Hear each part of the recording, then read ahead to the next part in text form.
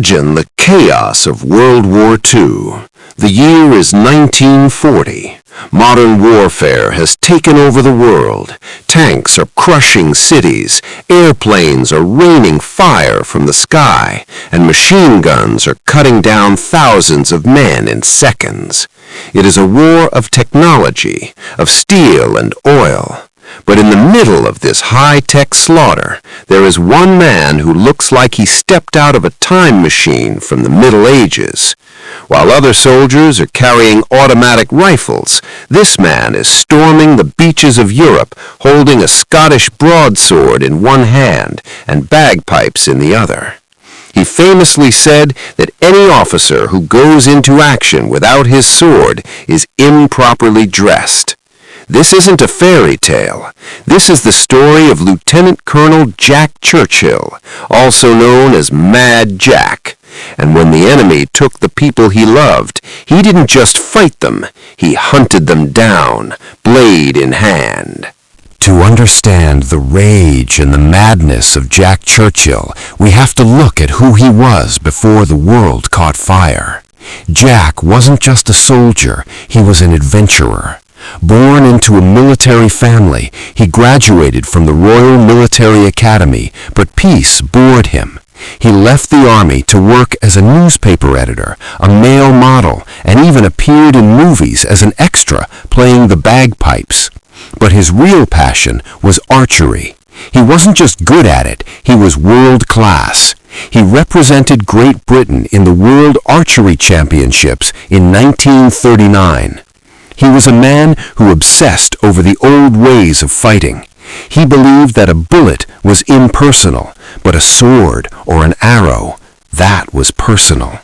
When Hitler invaded Poland, Jack didn't wait to be drafted. He rejoined the army immediately, bringing his bow, his arrows, and his family sword with him. His first taste of true combat came during the retreat to Dunkirk in 1940. The British Army was being pushed back into the sea by the German war machine. Morale was low. Soldiers were terrified. But Jack Churchill was calm. He was leading a small company of men, and he decided to strike fear into the Germans in a way they had never experienced. As a German patrol advanced down a village street, Jack didn't fire a gun. He silently raised his longbow. He waited until the German sergeant was 30 yards away. He let the arrow fly. It struck the German soldier right in the chest, killing him instantly. This was the last recorded longbow kill in the history of warfare. In a war of tanks, Jack Churchill had just killed a Nazi with a stick and a string. Jack survived Dunkirk, but the war was getting darker. His younger brother Thomas was also in the fight, and his other brother Robert was serving in the Royal Navy. The bond between these brothers was ironclad. They were a fighting family. But news from the front lines was always grim.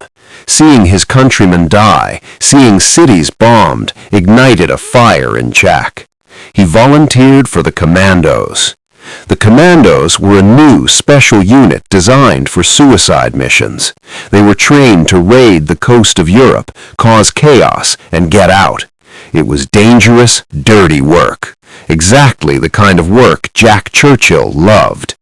He began training his men not just to shoot, but to fight with aggression, to scream, to intimidate. In December 1941, Jack led a raid on a German garrison in Vågsøy, Norway. This is where the legend of Mad Jack truly began. As the landing craft hit the beach, the ramp dropped. Usually soldiers would sprint for cover. Jack didn't. He stood at the front of the boat, ignoring the machine gun fire, and started playing the March of the Cameron Men on his bagpipes. He played the tune until the boat hit the sand. Then he threw the pipes down, drew his sword, and screamed, "Charge!" He ran straight into the enemy bunkers, throwing grenades and swinging his blade. The Germans were so confused by this maniac that they hesitated. That hesitation cost them their lives. The commandos overran the position in minutes. A funny story from that raid sums up his character. After the battle, a demolition charge accidentally exploded next to him. Jack wasn't killed, but he was knocked out. When he woke, finding his men standing over him, his first concern wasn't his bleeding head. He asked for a bottle of wine he had left in his pack. He drank it right there in the snow. But the laughter of these moments was often cut short. Around this time, tragedy struck the Churchill family. His brother Robert, serving in the Royal Navy, was killed in action. The loss devastated Jack. In war, you don't have time to grieve. You only have time to kill. The death of his brother turned his eccentric style of fighting into a cold, calculated vendetta. He wasn't just fighting for king and country anymore. He was fighting for blood. By 1943, Jack was in Italy. The Battle of Salerno. The terrain was brutal. Steep hills, thick forests, and Germans digging in everywhere. Jack was ordered to capture a German observation post in the village of Piglietti. The problem was the village was heavily defended. Jack decided to do the impossible. He didn't take a platoon. He took one other soldier, a corporal named Raphael.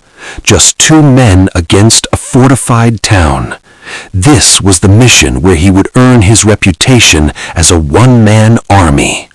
In the dead of night, armed with his sword, his revolver, and a bag of grenades, he crept into the enemy lines. He found the first sentry post. Jack stepped out of the darkness like a ghost. Before the German soldier could raise his rifle, he felt the cold steel of Jack's claymore sword against his throat. Jack hissed one word, "Hände hoch," hands up. The terrified German dropped his weapon.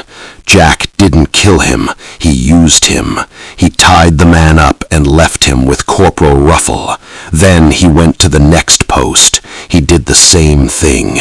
He moved from foxhole to foxhole, using the sword to silently capture men, one by one. The Germans were exhausted and sleeping. They woke up to see a giant man with a medieval sword standing over them.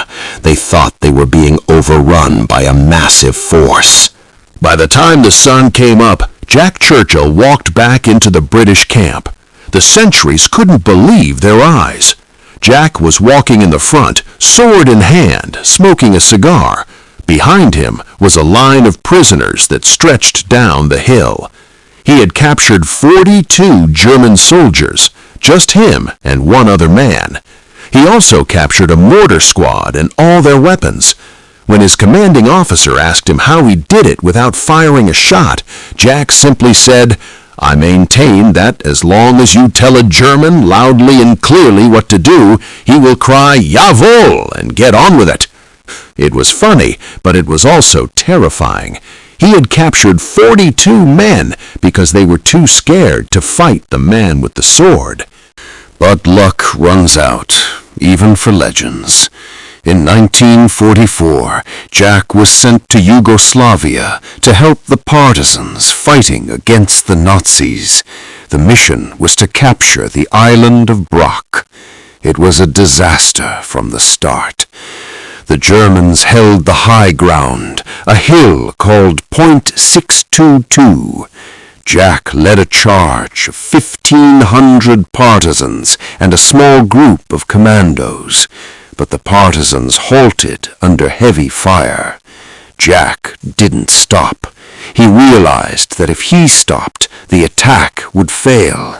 So he grabbed his bagpipes and he grabbed his sword and he ran up the hill with just 6 other men. 6 men against hundreds of Germans entrenched in concrete bunkers. They reached the top, but they were pinned down. The Germans rained mortar shells on them. One by one, the men around Jack were killed or wounded. Eventually, it was just Jack left alive. He knew the end was coming. He knew he was about to be overrun. So what did he do? Did he surrender? Did he hide? No. He pulled out his pipes. As the German grenades landed around him, Jack stood up and started playing a sad Scottish tune, "Will Ye No Come Back Again?" He played for his fallen brothers. He played for the men he lost. A grenade exploded right next to him, knocking him unconscious. The music stopped. The Germans found him lying in the dirt, bleeding, still holding his bagpipes. They initially thought about executing him right there. Hitler had issued an order to execute all captured commandos immediately. But the German captain saw his name, Churchill. They thought he might be related to Winston Churchill, the British Prime Minister. They thought they had a high-value hostage. They spared his life and flew him to Berlin for interrogation. Jack was tough. He gave them nothing. They sent him to Sachsenhausen concentration camp. For most men, this would be the end of the story, a slow death in a cage. But Jack Churchill was not most men. Inside the camp, Jack was already planning. He wasn't going to wait for the war to end. In September 1944, he and another RAF officer crawled under the wire through an abandoned drain. They made it out. They were free, but they were deep in enemy territory. They tried to walk all the way to the Baltic coast, moving only at night, eating stolen vegetables from farms. They made it almost 125 Austria miles before they were captured again, just miles from freedom. This time, the Germans sent him to a high-security camp in Ohrdruf, guarded by SS troops who had orders to kill the prisoners if the Allies got too close. It was April 1945. The war was ending. The SS guards at the Austrian camp were getting nervous. They knew they would be prosecuted for war crimes. The prisoners feared a massacre. But in a stroke of luck, a unit of regular German army soldiers, commanded by a decent officer, moved in to protect the prisoners from the SS. In the confusion of this internal German standoff, Jack saw his chance. He simply walked away. He walked out of the camp. He didn't run. He just walked. He was in the middle of the Alps, with no food, no map, and no weapon. But he had his direction. He headed south, towards Italy. He walked for 8 days.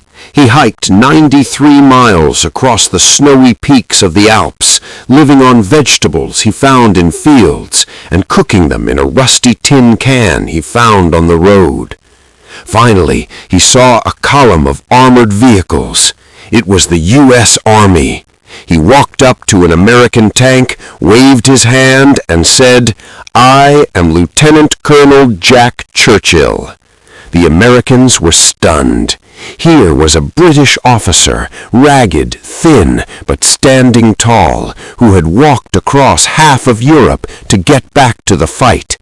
They gave him a hot meal, but Jack didn't want to rest.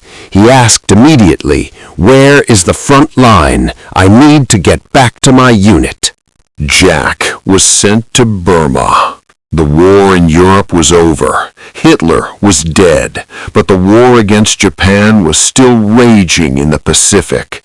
Jack was excited. He sharpened his sword. He prepared his bow. He was ready to fight in the jungles. But just as he arrived in India, the United States dropped the atomic bombs on Hiroshima and Nagasaki. Japan surrendered. The war was over. Most soldiers cheered. They were going home. Jack Churchill was furious. He famously threw his equipment across the room and said, "If it wasn't for those damn Yanks, we could have kept the war going another 10 years.